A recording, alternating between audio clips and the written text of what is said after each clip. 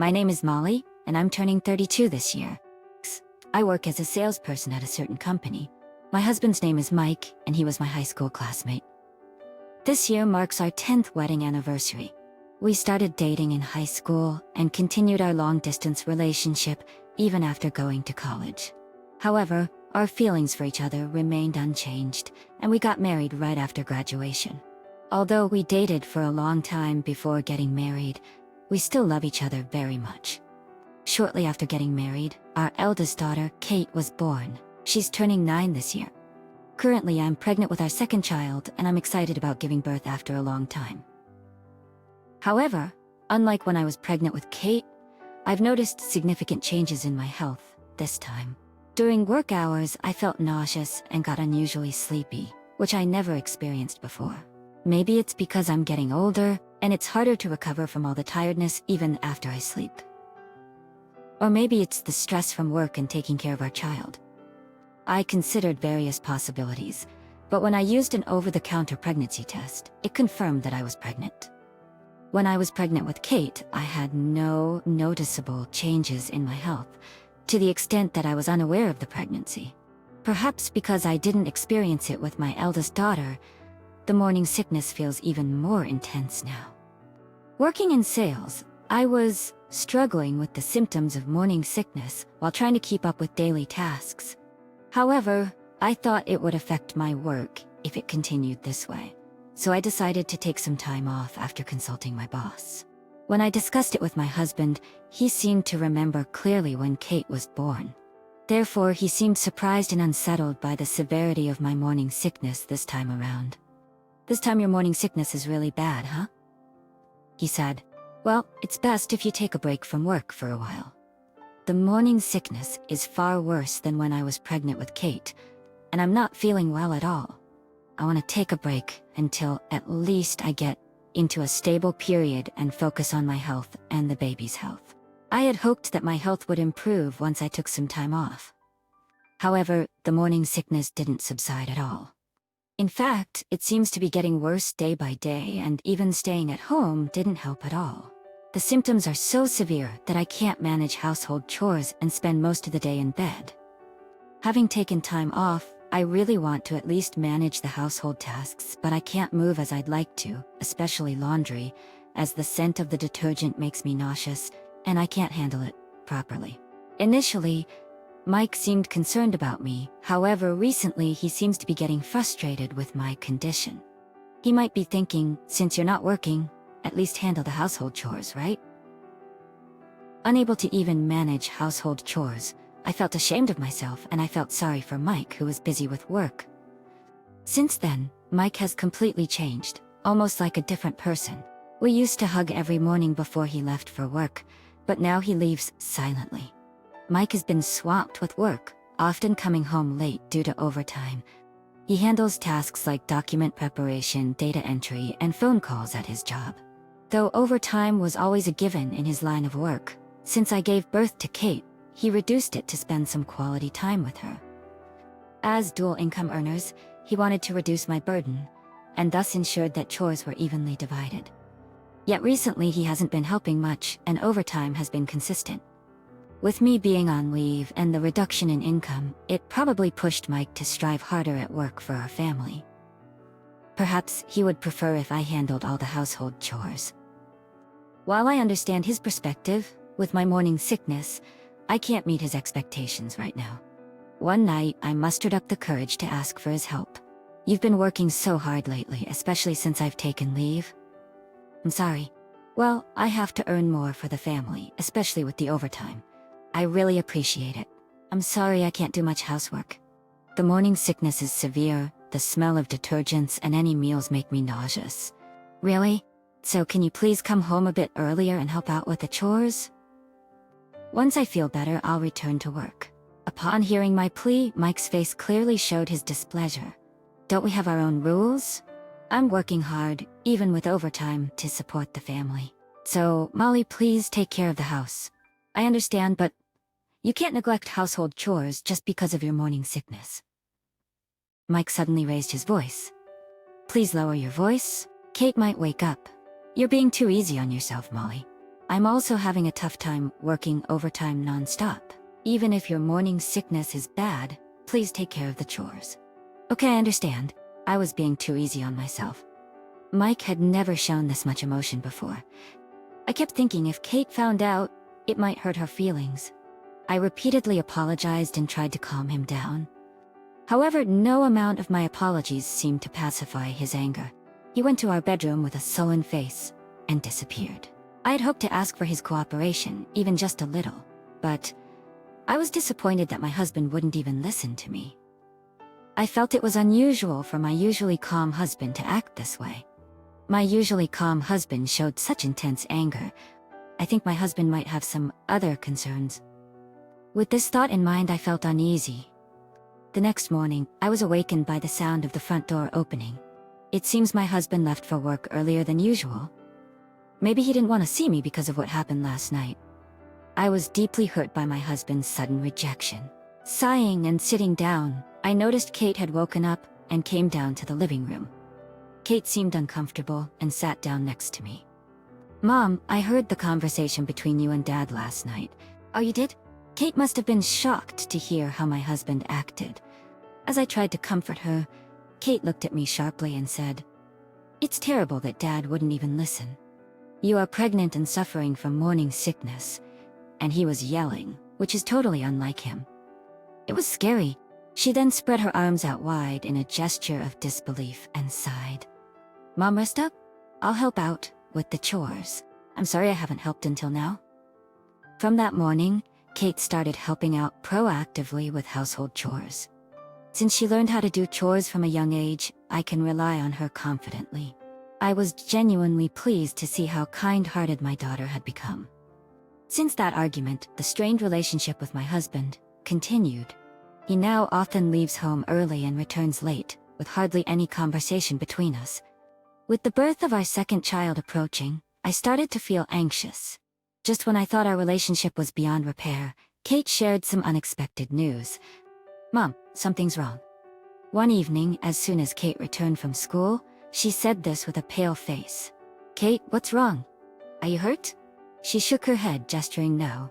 "No, I'm not hurt, but I feel sick." "Sick? What happened?" Kate looked down, biting her lower lip, wondering if she should speak or not. "What happened? Calm down and tell me." Tears welled up in Kate's eyes as I spoke warmly to her. "On the way home from school, I saw Dad and Abby's mom kissing." "Really?" Abby is a good friend of Kate's. I knew it right away because they play together all the time, and she comes to our house too. It seems that Kate witnessed the scene of an affair between her father and Abby's mother. Unable to control her emotions, she sobbed into my chest. "Oh my God, calm down, honey." To calm Kate down, I gently hugged her. My husband, who I thought was irreplaceable, became an object of hatred in an instant because of the affair. Unable to forgive my husband's infidelity, I vowed revenge. To do so, I had to gather thorough evidence of my husband's infidelity. In order to obtain evidence of my husband's infidelity, I began to investigate.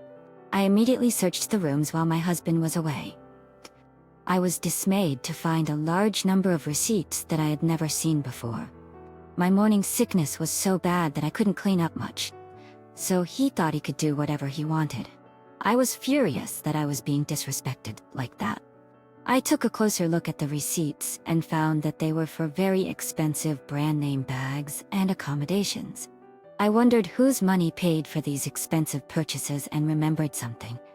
With a burning desire to confirm the truth, despite being pregnant, I managed to make my way to the bank.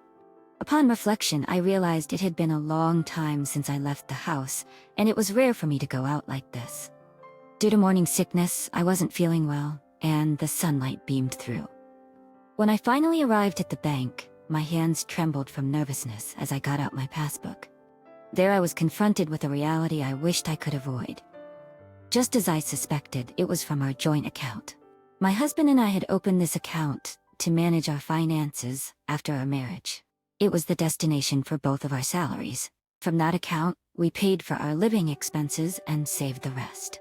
We saved for our future, for our children's education, and for purchasing our own home.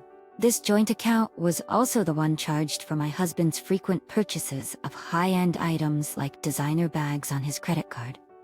This alone was enough to fuel my anger, but an even more shocking revelation awaited. Despite claiming to work overtime, my husband's salary had not increased. This was surprising, as his company was known for being employee-friendly, and his salary should have increased with overtime hours. Yet his salary remained the same. At that moment, all the mysteries were unraveled, revealing a startling truth.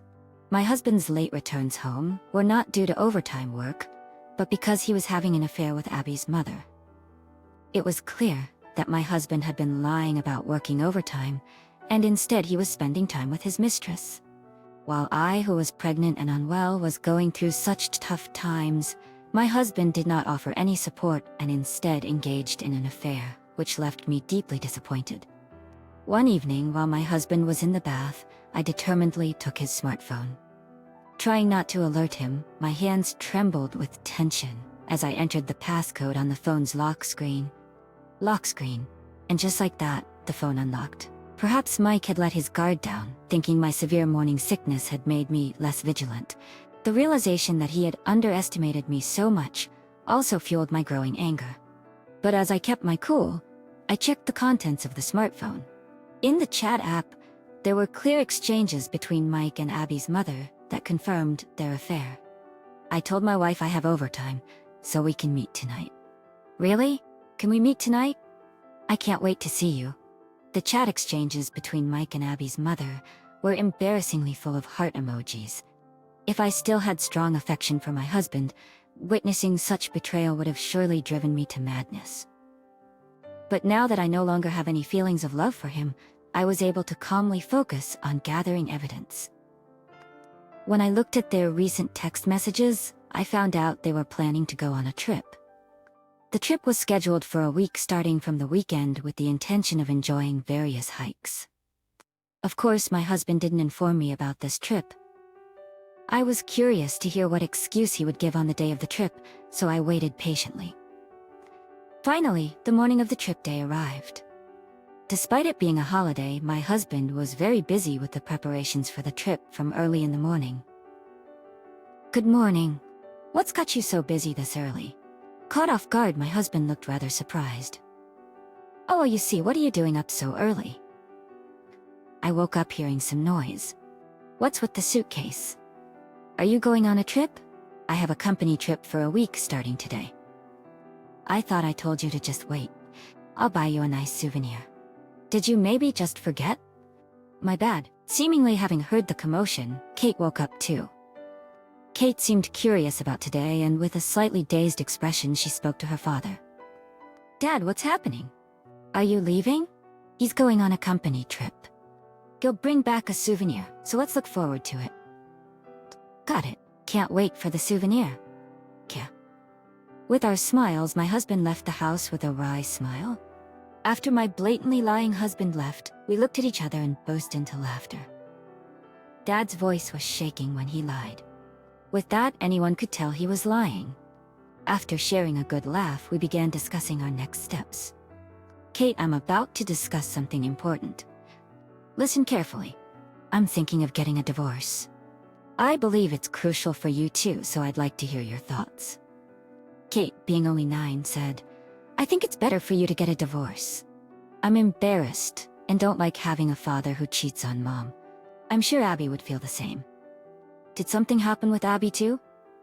Throughout our discussion, Kate seemed concerned about Abby's situation. Abby's mom used to just relax at home and never did anything, but she suddenly disappeared, so Abby was really upset. Just as my husband betrayed our trust, it seems that Abby's mother also betrayed her daughter's trust. Upon hearing this fact, I strongly felt that there should be no compromise when it comes to taking revenge on them. Abby seems to be going through a lot too. We need to punish both of them. I felt a surge of motivation that I could never have imagined before. With determination, I took action. First, to stop my husband from spending any money, I canceled our credit cards. I decided it was necessary to fairly divide the savings in our joint account, so I transferred half of it to my account. To avoid disputes over property division in the divorce, I decided to secure my assets early on. Kate and I started packing up our belongings. I had already explained the situation to my parents, so we decided to move back to my parents' home. Okay, let me confirm once more. Once we divorce, we can't come back to this house. Are you really okay with that? Yes, I'm okay. Then, let's go to Grandpa and Grandma's house. Yes, let's go quickly. Kate seemed to be filled with anticipation. She seemed neither sad about our divorce nor mournful, but rather had a cheerful look, which put my mind at ease for the moment. We completed the move to my parents' house in high spirits. I decided to let go of the house, filled with memories of our time with my husband, and start a new chapter in my life. This decision came after discovering a message exchange between my husband and Abby's mother. I want to be freed from that house as soon as possible. I want a divorce right away and live with you. From the messages, it appeared that Abby's mother had already moved back to her parents' home. To think she would abandon her family, including her young daughter, for an affair and selfishly move back to her parents' house? It's unbelievable. I found out that my husband had visited Abby's mother's parents' house from the history on his car navigation system. I packed up my husband's belongings and sent them to that address. I sent his belongings to his mistress, Abby's mother, and subsequently terminated our house. This way, my husband would be able to live freely with Abby, Abby's mother. Since my husband insisted he was on a company trip, I sent his valuables along with a letter to his company. Having emptied the house, the weight on my heart lifted and I felt refreshed and ready to take a new step forward. The next morning, I received an early call from my husband. Molly, I'm sorry. I seem to be running out of money. It looks like I forgot some cash at home. Oh dear, that's a bummer. I'm really in a bind. Can you transfer some money to my account, even if it's just a little? Actually, things are a bit tight for me this month. Since you're on a company trip, maybe you can borrow from a colleague? Well, about that. Just explain your situation and borrow from your colleagues. I'm having severe morning sickness right now and it's hard for me to talk. I'm hanging up. Wait, hold on. I felt a bit better knowing that my husband couldn't use his credit card anymore. It's easy to imagine that this made the pleasant trip with his mistress very tense for him. The phone calls for my husband didn't stop. I sent him a message saying, I have severe morning sickness and can't answer the phone. Don't call me anymore. No matter how many times he called, I didn't answer. 3 days later, I received another call from him and reluctantly picked up.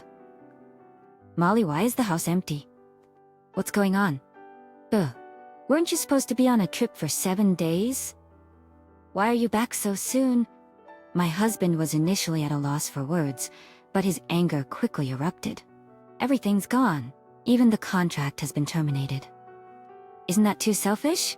Who's being selfish now? You were on a trip with your mistress, right? I've sent all our stuff to Abby's parents' house and started the divorce proceedings. Everything's going according to your wishes. Goodbye and good luck. What? You found out about the affair? And you're divorcing me? Realizing that I knew about his affair and even who the other woman was, he was visibly shaken. I hung up and deleted all his contacts from my phone. With nowhere to go, my husband seemingly took refuge at Abby's parents' house. At their house, Abby's mother was kneeling with her head down, and across from her sat her parents, her husband, and Abby, all of them looking furious. Apparently, Abby's mother had returned home, claiming she couldn't bear the emotional abuse from her husband. Her parents believed her and felt sorry for her, but the reality was different. Since they found out she had been lying and was even having an affair, there's no way they would forgive her. Abby's mother and my husband were both severely reprimanded, made to sign divorce papers in front of everyone, and forced to pay for compensation. Afterwards, her parents kicked them both out. Since returning to my home, I have been living freely with Abby's mother. Since returning to my parents' home, Kate and I have been living freely. My worries disappeared, and my morning sickness subsided, allowing me to return to work after my maternity leave was finished. Every day, Kate seems to enjoy playing with her grandparents after returning from school. The divorce proceedings went smoothly thanks to the support of my lawyer. Of course, I had ample evidence, which allowed the divorce to proceed in my favor. In order to secure my ex-husband's income, I demanded both compensation and child support payments, and sent a letter to his company asking them not to let him resign. His boss, who is a married man with children, saw the letter and was furious. He negotiated with the company to deduct compensation and child support payments from my ex-husband's salary. With his boss always keeping a close eye on my ex-husband's actions, even if he faced any challenges at work, it seems unlikely he will be able to quit his job easily. My ex-husband is financially struggling because he spent too much money on his mistress's lavish lifestyle. On top of that, having lost his home, he is forced to live in a cheap company dorm, making it hard for him to quit his job easily. And Abby and her father have now found peace. Abby has accepted her parents' divorce and seems to smile more compared to before. She told Kate that she genuinely enjoys living with her father. Knowing that Abby is living a happy life brings genuine relief to my heart. Soon after I gave birth to a lovely baby boy, the fact that my ex-husband can't hold my beloved son in his arms shows how foolish he was. When Kate saw her adorable brother, she cheered in delight. I looked at both my beloved daughter and son's faces and vowed in my heart to raise them both well.